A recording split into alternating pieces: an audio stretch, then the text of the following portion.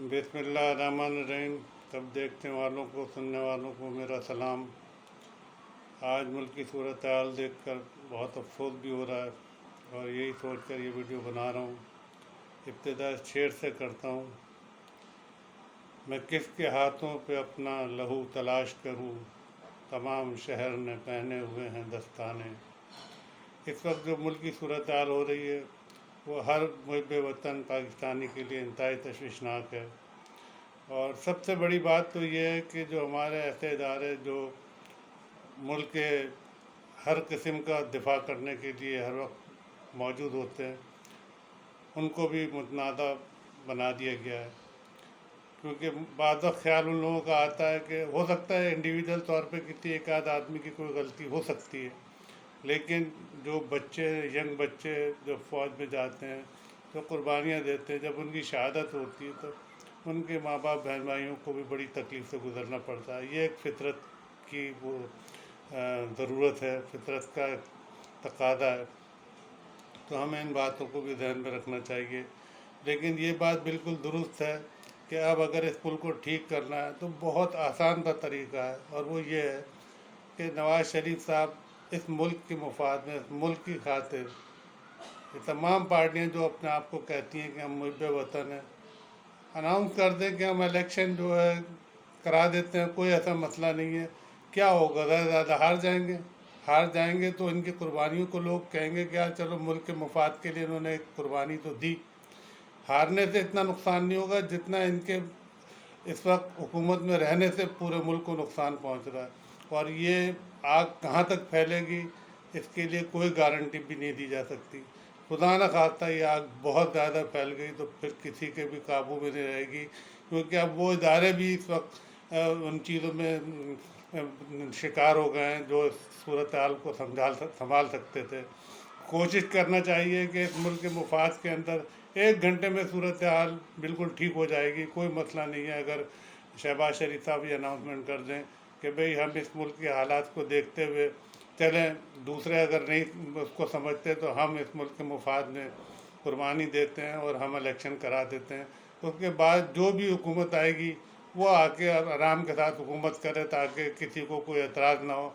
और दूसरी चीज़ ये कि आप हमेशा के लिए एक कानून पास कर लें कि या तो आप मुद्दत इसका असेंबलियों का 3 साल मुकर्रर कर लें, ताकि ये रोज़ाना का वोट ऑफ कॉन्फिडेंस वाला मसला भी ना रहे, क्योंकि ये वोट ऑफ नो कॉन्फिडेंस इस मुल्क के लिए ज़हर कातिल है। क्योंकि सबको पता है कि हर आदमी इस बात को समझता है कि यहाँ पैसे दे के लोगों को ख़रीदा जाता है। या तो आप उसकी मुद्दत 3 साल कर लें या फिर 5 साल तक कोई वोट ऑफ नो कॉन्फिडेंस आ ही ना, कोई इजाज़त ही ना हो, इसलिए कि इन्वेस्टर जो है वो इन सब चीज़ों को बहुत गौर से देख रहा होता है। इन्वेस्टर का एतमाद ख़राब होता है। मईशत की तबाही के लिए इससे बुरी चीज़ कोई भी नहीं हो सकती।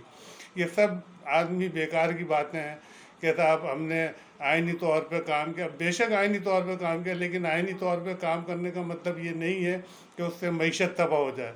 तो उस काम को आइन से निकाल देना चाहिए जो हमारे मुल्क की तबाही का बायस बनता है। और किसी भी आम आदमी से आप बात करें, वो हर आदमी ये कहेगा कि वोट ऑफ नो कॉन्फिडेंस ना आता तो भले से इमरान खान की पोजीशन और ख़राब हो जाती और कमज़ोर हो जाती, फ़ायदा तो पीडीएम को पहुंचता।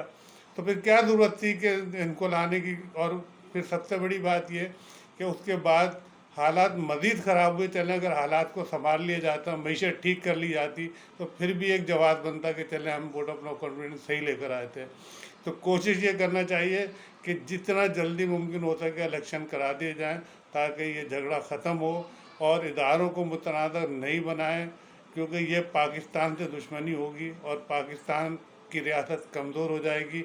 और इदारे भी जिस तरह उन्होंने फ़ैसला किया है कि अब वो सियासत में मुलव्वस नहीं हैं और ना होंगे, तो ये मुल्क के मफाद में उनकी तरफ से भी एक बेहतरीन फ़ैसला उसको कहा जा सकता है। और जब वो इन्वॉल्व नहीं होंगे तो ये बात भी यकीनी है कि फिर सियासतदान अपनी सियासत पर ही भरोसा करेंगे, अपनी सियासत पर तवज्जो देंगे, वो किसी दूसरी तरफ नहीं देखेंगे। सियासत का मतलब ये नहीं होता है कि इक़्तिदार में आ जाएं, या सियासत का मतलब ये नहीं होता कि किसी पे झूठे इल्ज़ाम लगाए जाएं। एक कानून पास कर लिया जाए, ये इस मुल्क के मफाद में होगा, तमाम पार्टियों के मफाद में होगा कि झूठा इल्ज़ाम, झूठा केस बनाने वाले को कम से कम 10 साल की सज़ा दी जाए, تاکہ کوئی جھوٹا کیس نہ بنائے، اور جس نے جرم کیا ہو اس کو چھوڑا بھی نہ جائے کہ NRO دے کے اسے چھوڑ دیا جائے۔